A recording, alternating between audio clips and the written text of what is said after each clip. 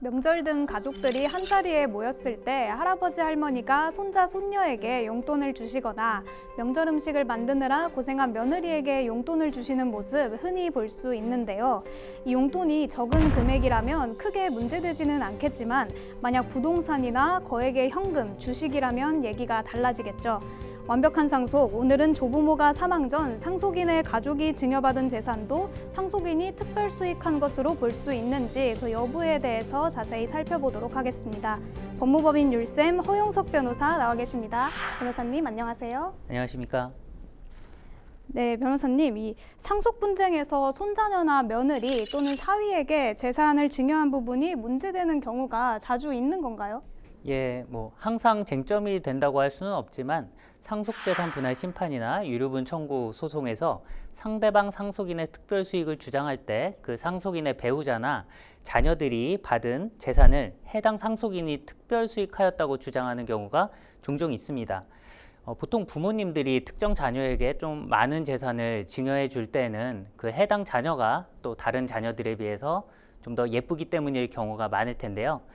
해당 자녀가 예쁘다고 하면 그 자녀의 배우자나 그 손자녀들도 똑같이 예뻐 보이기 마련 아니겠습니까? 그래서 해당 자녀뿐만 아니라 그 배우자나 손자녀들에게까지 증여를 해주는 경우가 많은 것 같습니다. 이 특별 수익이라는 것은 상속인이 피상속인으로부터 생전에 증여받은 재산이라고 알고 있는데요. 그렇다면 상속인이 직접 받은 재산이 아니라 상속인의 가족이 증여받은 재산이라면 이 재산을 상속인인 자녀가 아닌 그 재산을 받은 상속인의 가족이 특별 수익한 것으로 봐야 되지 않을까 싶습니다. 네, 원칙적으로는 그렇게 보는 것이 맞습니다. 아무리 가족이라고 하더라도 엄연히 다른 법인격이고 다른 주체들이기 때문에 증여받은 사람이 특별 수익을 한 것이지 증여를 받은 사람의 가족이 특별 수익한 것으로 함부로 인정할 수는 없는 것이죠.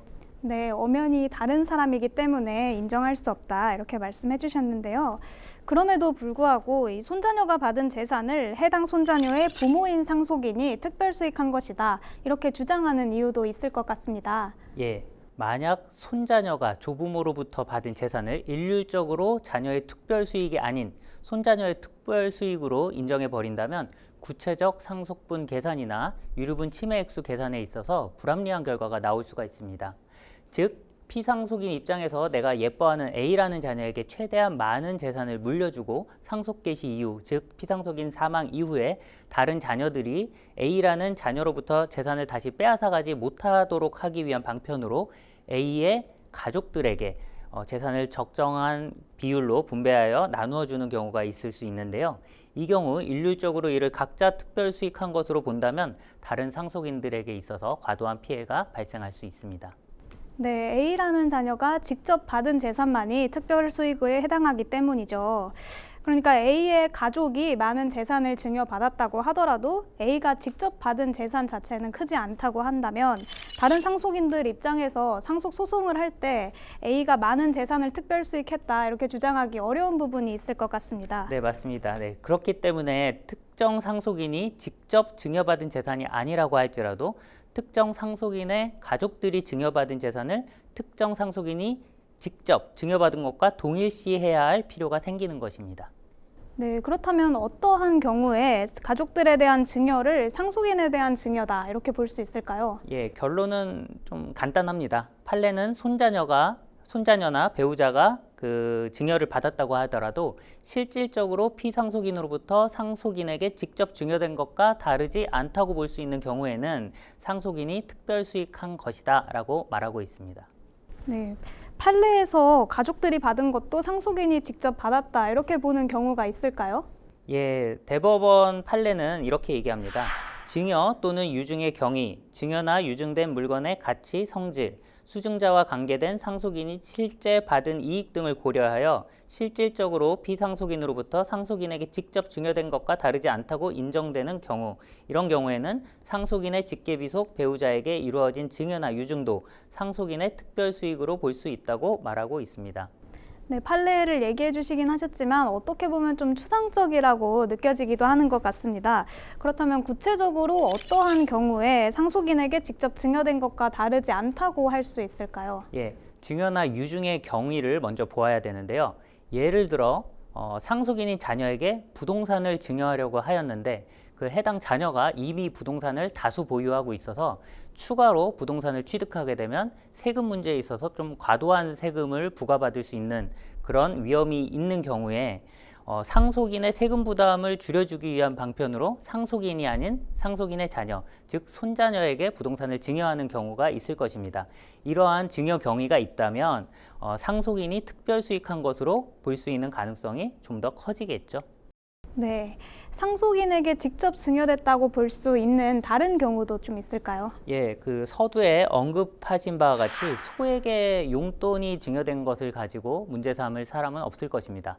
그런데 이제 반대로 보면 이 증여된 재산이 너무 가치가 클 때, 뭐 예를 들어 부동산 같은 경우는 굉장히 가치가 크잖아요. 그래서 부동산이 손자녀나 배우자에게 이렇게 큰 재산이 증여가 됐을 때는 상속인이 직접 특별수익한 것으로 볼 가능성이 높아집니다.